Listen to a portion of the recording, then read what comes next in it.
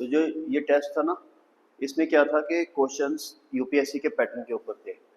अब ये क्वेश्चंस में आपको लगता होगा कि ये बहुत टफ हैं, समझ में नहीं आ रहे, है ना? लेकिन ऐसा कुछ नहीं, ऐसा कुछ नहीं है। ये क्वेश्चंस बिल्कुल सिंपल क्वेश्चन होते हैं, लेकिन इन्होंने थोड़े ना वर्डिंग थोड़ी डिफिकल्ट की होती है। तो मैं आपको, हाँ, नेक्स्ट लेक्चर में मैं आपको बताऊंगा इनके सबके आंसर्स।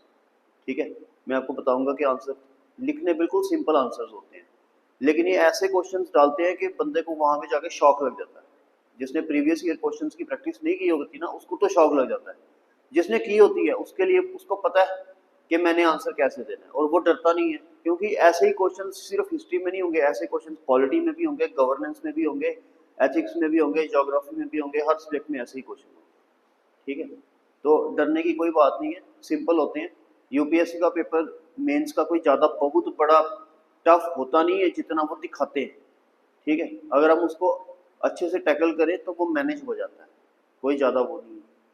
ठीक है, आप पूरा पेपर अटेम्प्ट करो अच्छे से, कोई क्वेश्चन छोड़ो नहीं। सारे पेपर्स में जीएस 1 2 3 4, ऐसे पेपर भी दोनों ऐसे अच्छे से करो, इंटरव्यू भी अच्छे से करो, तो आपका कोई ना कोई रैंक जरूर आएगा। सपोज करो 1000 पोस्ट है ना, कोई ना कोई रैंक जरूर आएगा। हो सकता है आपका 500 रैंक आए, 400 रैंक आए, 300 रैंक आए, 200 रैंक आए, या 100 रैंक आए। रैंक का कोई भरोसा नहीं होता, लेकिन रैंक आ जाता है अगर आपने पूरा पेपर अटेम्प्ट किया।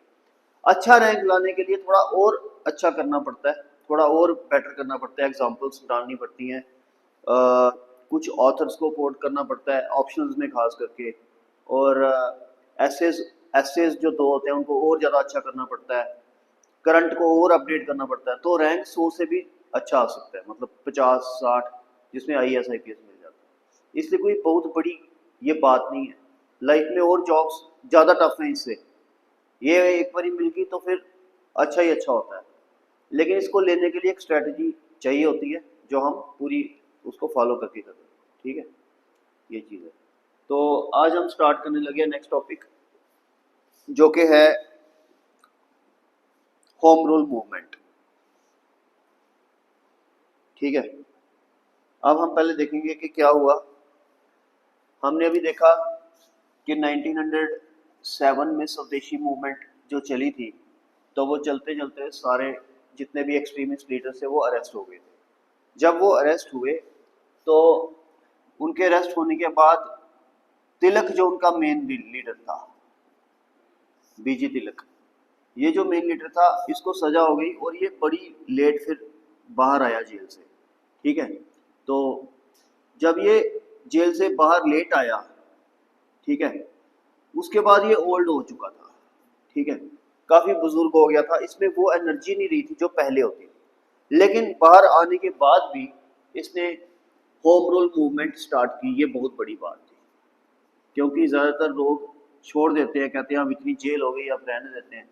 लेकिन इसने फिर से ये मूवमेंट को स्टार्ट कर दिया, होम रूल मूवमेंट, एनी बसंत के साथ मिलकर। खास बात यह थी कि जब इसने ये मूवमेंट स्टार्ट की, उस टाइम गांधी जी इंडिया आ चुके थे। ठीक है, 1915 में, 1915 में गांधी जी इंडिया आ चुके थे। उनके इंडिया में होते हुए एनी बसंत और तिलक ने ये मूवमेंट स्टार्ट की। ये याद रखने वाली बात है कि इस टाइम दोनों कांग्रेस के, जो तिलक था, खास तिलक जो था वो कांग्रेस का मेंबर नहीं था, क्योंकि इन्होंने सूरत स्प्लिट में तिलक को बाहर निकाल दिया था, तो कांग्रेस का मेंबर नहीं था। तो तब भी इसने ये मूवमेंट जो थी वो स्टार्ट कर दी थी। ठीक है, एनी बसंत और तिलक ने मूवमेंट स्टार्ट की थी। ठीक है, तो तिलक ज्यादा पॉपुलर हो गया, एनी बसंत से भी ज्यादा पॉपुलर हो गया दोबारा से। एनी बसंत भी काफी पॉपुलर थी, लेकिन तिलक उससे भी ज्यादा पॉपुलर हो गया मूवमेंट में। ठीक है, एनी बसंत ने पहले मूवमेंट स्टार्ट की, तिलक ने बाद में स्टार्ट की, लेकिन तब भी जो था वो तिलक ज्यादा पॉपुलर हो गया। तो अब होम रूल मूवमेंट का मतलब यह है, होम रूल यानी अपना होम का रूल, यानी कि स्वराज। ये स्वराज मांग रहे थे स्वदेशी मूवमेंट में, है ना, लेकिन इन्होंने इस पर स्वराज का वर्ड यूज नहीं किया, क्योंकि स्वदेशी मूवमेंट में स्वराज के वर्ड से अंग्रेजों को इतनी नफरत हो गई थी ना, वो जो स्वराज बोलता था उसको उठा के जेल में डाल देते थे। तो इसलिए अब ये स्वराज कहने से थोड़ा डरते थे नेशनलिस्ट। इन्होंने कहा no we don't we won't use the word swaraj, we will use the word home rule. मतलब एक ही था, सिर्फ इन्होंने इंग्लिश का वर्ड यूज किया। और दूसरा, आयरलैंड एक ऐसा कंट्री है, आयरलैंड में ये होम रूल मूवमेंट उस टाइम पे चल रही थी, ठीक है।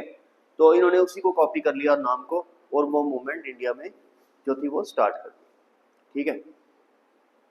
तो हमने देखा 1907 से लेकर 1915 तक नेशनल मूवमेंट में कोई भी बड़ी हैपनिंग नहीं हुई, ठीक है। बीच में एक पार्टीशन ऑफ बंगाल को कैंसिल कर दिया गया, उसके अलावा कोई भी बड़ी मूवमेंट नहीं हुई।